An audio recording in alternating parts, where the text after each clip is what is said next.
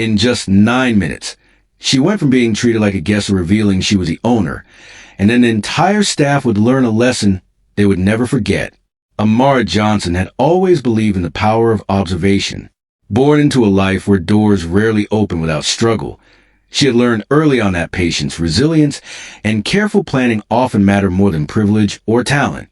Every challenge she faced, family struggles, societal prejudice, financial obstacles, had carved her into someone who not only survived adversity, but used it as a lens to shape her destiny. From the narrow streets of her childhood neighborhood to the polished corridors of corporate power, Amara had clawed her way to independence and success, and the crown of her lifelong ambition stood before her. The Royal Haven, a five-star luxury hotel that symbolized her vision, her values, and the uncompromising standards she had spent years cultivating. But today, Amara's objective wasn't to enjoy luxury. It was to test the very foundation she had built. She donned a plain gray coat, simple sneakers, and carried only a small handbag. There was no entourage, no public announcement, and no recognition of her status. She wanted to see her staff unfiltered, to witness whether respect and professionalism would prevail when they had no reason to be impressed by appearances.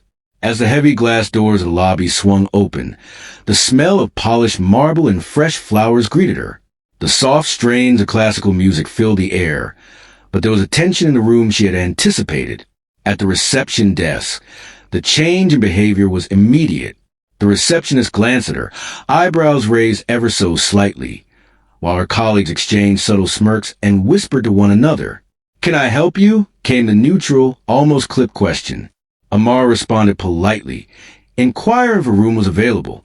She knew from a booking system that suites were empty, yet the reply came flatly. "We're fully booked." Her smile remained controlled, but inside, a storm of disbelief began to rise. Then came the whispers, loud enough for her to hear. "She doesn't look like someone who belongs here. People like her can't afford this place." Each word struck like a dagger. The audacity of disrespect in her own creation, the very hotel she had poured her life into, was staggering. Minutes ticked by, yet nothing improved. She was asked to please leave the lobby because she was allegedly disrupting the environment. In that moment, Amara realized that patience alone would not suffice. Calmly, she reached into her handbag, produced her executive ID, and placed it squarely on the reception counter. Gold letters gleamed under the lobby lights. Owner and CEO, Amara Johnson. Silence fell like a heavy curtain. Faces turned pale, conversations froze mid-sentence, and the collective realization sank in. The woman they had ridiculed, the stranger they had dismissed, was the very person who held the keys to their livelihoods. In the conference room, Amara addressed the staff with precision and authority. She recounted every slight, every disrespectful comment, and explained the consequences of failing to uphold basic standards of respect and professionalism. Her tone was calm, deliberate, and cutting. There was no room for denial or excuses. Finally, she delivered her verdict. All those responsible for the disrespect were immediately relieved of their duties. The staff reacted with shock, fear, and disbelief. Some attempted to justify themselves, but a single look from Amara silenced them instantly. "Respect is non-negotiable," she said. "If you cannot uphold it, you have no place here." By the end of that day, the Royal Haven was silent but changed. The first lesson had been delivered, and a new vision for the hotel began to form in Amara's mind. One built not merely on luxury, but on integrity, empathy, and unshakable standards. The 9 minutes of humiliation had become a catalyst for transformation, setting the stage for a dramatic rebirth of her empire. The morning after the shocking confrontation, the Royal Haven stood quieter than ever. The grand lobby, which had previously echoed with the casual bustle of full staff, now held an almost tangible tension. Some of the dismissed employees had left silently, others had simply vanished without explanation, and the remaining staff were visibly shaken. Amara walked slowly through the marble corridors, her heels clicking softly against the floor, absorbing the magnitude of what had just happened. The hotel looked the same, its chandeliers sparkling, the scent of fresh flowers lingering in the air, but the atmosphere had shifted. There was now a wave of accountability hanging over the place, a reminder that luxury alone could not define excellence. Amara retreated to her office, a space she had designed with precision to reflect both elegance and functionality. She sat behind a mahogany desk, the morning sunlight streaming through tall windows, and reviewed a meticulously organized stack of resumes. Each sheet of paper represented a potential building block in the reconstruction of the hotel's culture. Unlike before, her focus was not merely on technical skills or prior experience. She sought something deeper: integrity, empathy, composure under pressure, and an instinctive understanding of respect. These qualities, she knew, could not be taught in a training session. They had to be innate. For hours, she analyzed applications, marking notes about candidates' backgrounds, references, and even subtle patterns she could glean from their writing. By mid-morning, the first group of potential employees arrived. Amara observed them from a discreet vantage point in the lobby, noting the way they walked, greeted the receptionist, and even how they handled minor inconveniences. She began with casual questions to put them at ease, but quickly transitioned into scenario-based tests that were far from ordinary. A guest had spilled coffee on a designer's suit just minutes before an important meeting. "What do you do?" she asked one candidate. Answers varied. Some recited rehearsed scripts, others hesitated, and a few reacted with instinctive empathy. Amara watched with hawk-like precision, noting even the smallest hesitations or missteps. The difference between a polished performance and genuine character was subtle, yet unmistakable. The day escalated with a series of deliberately complex challenges. Amara orchestrated scenarios involving miscommunications between departments, last-minute changes in guest requests, and ethical dilemmas that tested both honesty and composure. Some candidates cracked under pressure, passing blame or panicking. Others handled the situations with grace, showing an ability to navigate ambiguity while prioritizing respect and accountability. One young woman, Layla, impressed Amara profoundly, not because she gave the perfect answer, but because her instinctive response demonstrated courage, empathy, and clarity of judgment. Amara felt a flicker of hope. People like Layla could become the pillars of a new Royal Haven, capable of upholding standards that could never again be compromised. Throughout the day, Amara also introduced subtle observational challenges. She mingled incognito among the staff, quietly testing reactions to small provocations, a dropped napkin, a subtle guest complaint, or minor scheduling conflict. Each reaction, whether patient or defensive, revealed hidden truths about the candidate's temperament and ethics. She meticulously documented every observation, fully aware that the choices she made today would define not only the future of the hotel, but the very culture she intended to nurture. By late afternoon, a clear pattern had emerged. A select group of individuals consistently demonstrated the qualities she valued most. These were the people she would build her new team around, the foundation stones for the hotel's rebirth. Finally, as the sun dipped lower, casting a warm glow across the lobby, Amara gathered the shortlisted candidates in the grand lounge. Her presence was calm but commanding, her words deliberate. "The Royal Haven is not just a hotel," she began. "It is a reflection of who we are and what we stand for. Integrity, respect, and accountability are not optional. They are the pillars that hold this place together."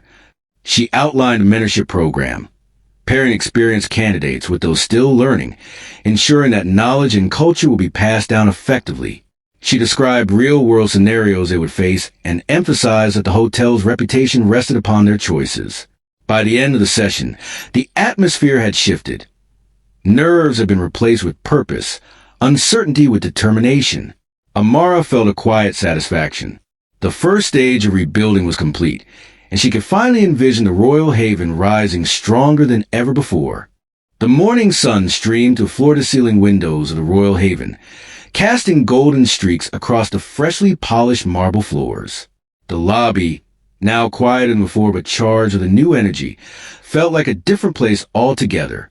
The staff that remained, or rather, the newly selected employees, moved with a blend of nervousness and determination.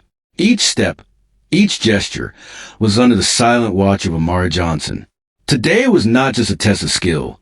It was a test of character, composure, and the ability to uphold the principles that had become the foundation of this new era.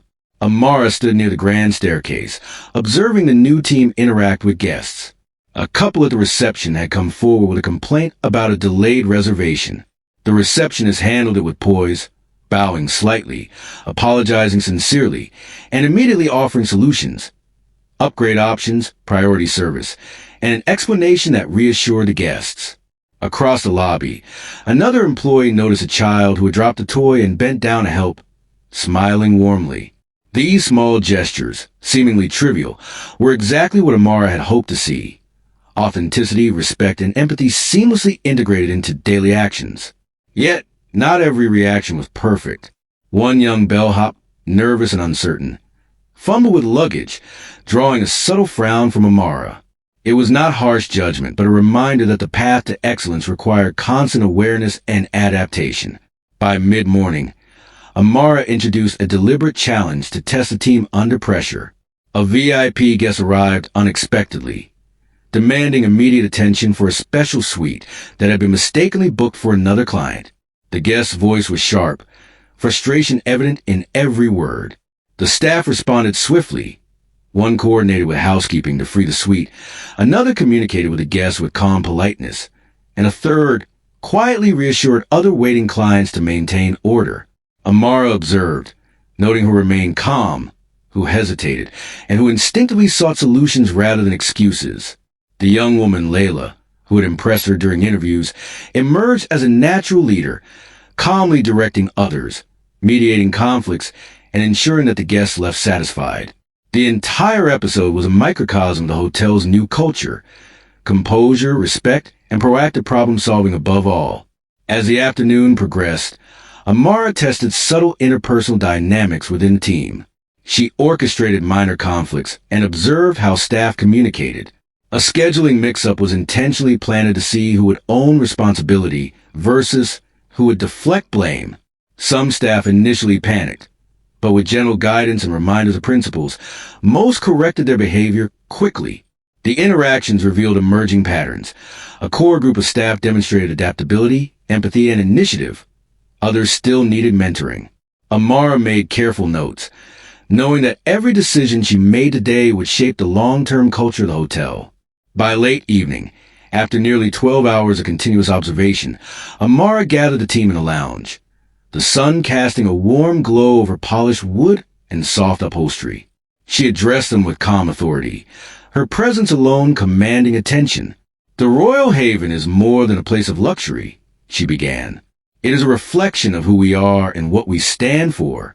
Today, you face real challenges, and each of you learned what it means to uphold our values under pressure. Integrity, empathy, and respect are non-negotiable. Excellence is not just in appearances. It is in every action, every decision, and every interaction." Her words were met with attentive silence, then nods, murmurs of agreement, and finally a unified sense of purpose. The day ended not with exhaustion, but with a renewed sense of vision. Amara walked to the lobby one last time, observing the staff quietly assisting remaining guests. Each interaction reflected the principles she had instilled: composure, attentiveness, and respect for every individual. She felt a surge of satisfaction. The Royal Haven had survived its first true test under the new regime. It was no longer just a hotel. It was an institution built on integrity, culture, and leadership. The foundation of a new era had been solidified, and for the first time in years, Amara allowed herself a quiet smile of pride. She knew challenges would continue to arise: unexpected VIP requests, difficult guests, and internal conflicts. But she also knew that with the right team, guided by unwavering principles, the Royal Haven would not merely survive, it would thrive. As the lights dimmed in the lobby and the last guest departed, Amara lingered at the entrance, watching the reflection of the chandeliers dance across the marble floor. The day had been a crucible, testing patience, skill, and character alike. She understood fully that leadership was not about authority alone. It was about the courage to enforce standards, the wisdom to mentor effectively, and the foresight to build a culture that could endure. The Royal Haven had been tested, challenged, and reshaped. Its new era had begun, one where respect, empathy, and excellence would no longer be optional, but the very essence of its identity.